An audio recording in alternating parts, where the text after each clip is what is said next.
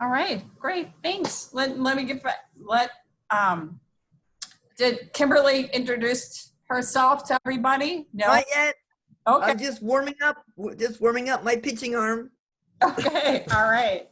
So Kimberly Wiefling is our esteemed, wonderful, amazing guest speaker for today. She's the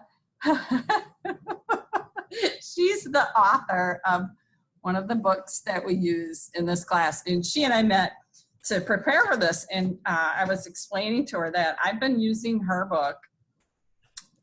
Before I started teaching, I started using her book. I was using her book when I was working with junior project managers that I was mentoring. And the reason I chose her book is because it's really small. It's a thin book. I was using the actual physical book back then. This was a while ago. And so it didn't feel daunting for junior project managers just coming on board into the field of project management. It was this little book, and her style of writing where she's irreverent about the profession of project management allowed junior project managers to, you know, peek behind the curtain and see the real messiness of it and the chaotic and the inconsistencies and all the strange challenges that go on in it. And that's why I selected her back then, and that's why I've continued to use it, because it hits right to the heart of so many really important key things in project management, and it doesn't, you know, give it this view through rose-colored glasses and make it seem like something it's not. So that's why we use her textbook, and that's why I've asked her to be our guest speaker here. So I'm gonna mute myself and turn it over to her. Okay, well, it's really a thrill. I love getting emails from people who said, oh, I had to read Scrappy Project Management for my class, or they reach out to me, and they're always surprised that I answer. I'm gonna ask everybody to, if you have your video on, to turn your video off. That will, we will use less bandwidth, and then just Kimberly's can be on. So let's, if everyone turns their video off. And let's see if that helps. I hate that part of it. Yeah, document tracking. I love it when we have some place to stash documents that makes it easy. One of my clients, until about 4 years ago, they had no place you could put a document and everyone in the whole company could see it because it was too much of a security risk. You know, I mean, being able to share documents, not knowing the full scope the project will impact, or not all impacting factors, stakeholders, right?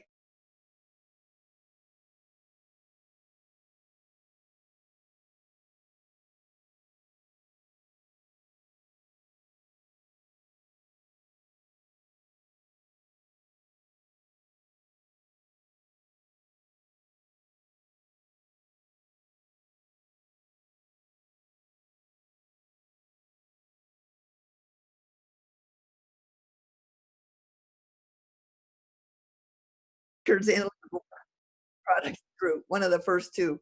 And then I worked in manufacturing, engineering, product development, program management, quality engineering, explosion testing. Oh my gosh, my favorite job, explosion testing. People would build these instruments and I would blow them up using hydrogen. And I come to find out that, oh my gosh, I didn't like working at HP, too much job security. So I live in Silicon Valley. I joined 3 failed startups. Woohoo! It was exciting. Every year they would fail. I would get a raise and a promotion. Finally, the dot-com bust happened 2001. I started my own company. I wrote Scrappy Project Management a few years later, 2007. I started going to Japan every month, and it was published in Japanese. I can't read Japanese, so I was told my jokes don't translate that easily. And now I focus on helping impossible become possible. So that's a little bit about me. And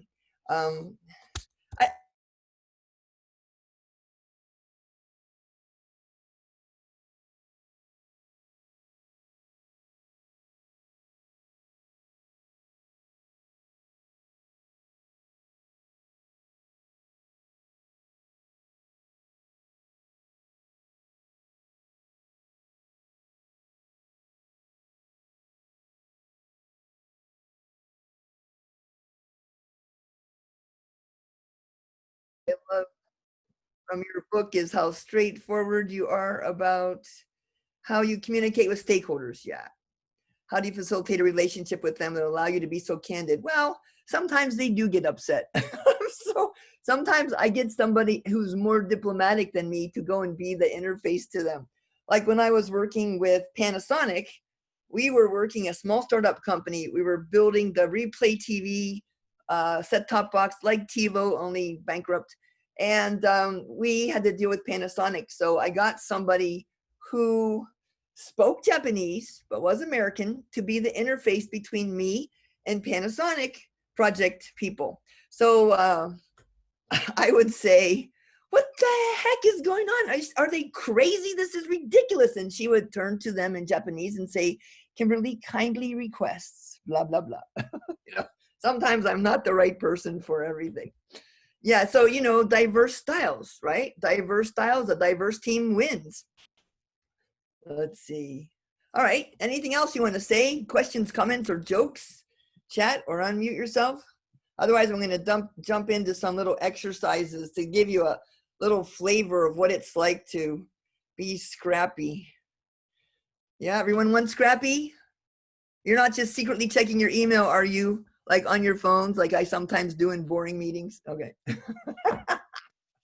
Okay.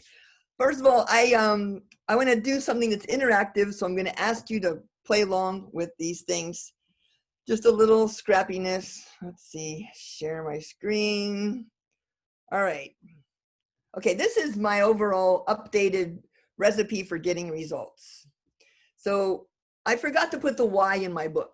I totally skipped the why, and then Simon Sinek came out and says, well, we should start with why. Yes, right. Then who, then what, then why not, then how. So why is really important. I'll tell you an example. I'll tell you an example. All right, here I am. I have a pumpkin, and Professor Chandler wants to have that pumpkin too. We both want this pumpkin, and we only have one pumpkin. What should we do?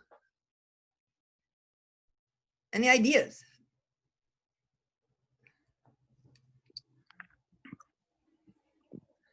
Share what you're going to use it for.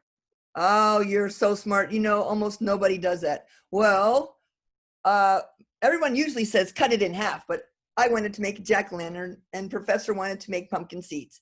Do you know, almost nobody. I've done this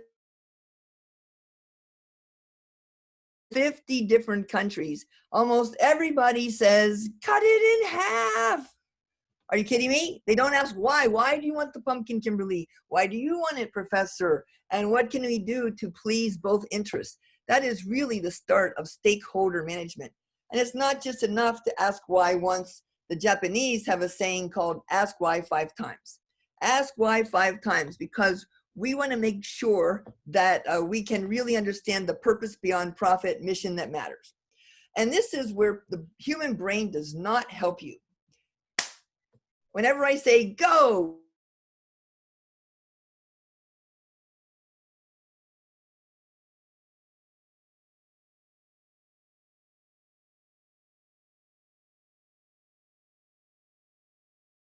I'm going to tell you something. It's kind of a secret.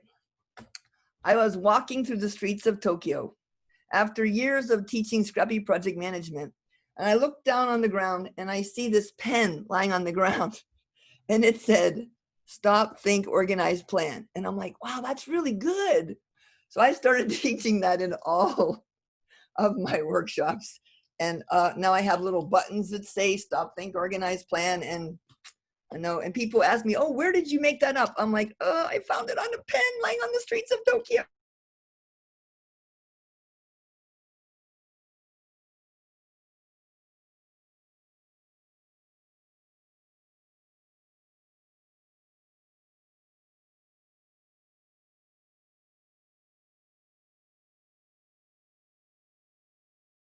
A few seconds of planning can dramatically improve results.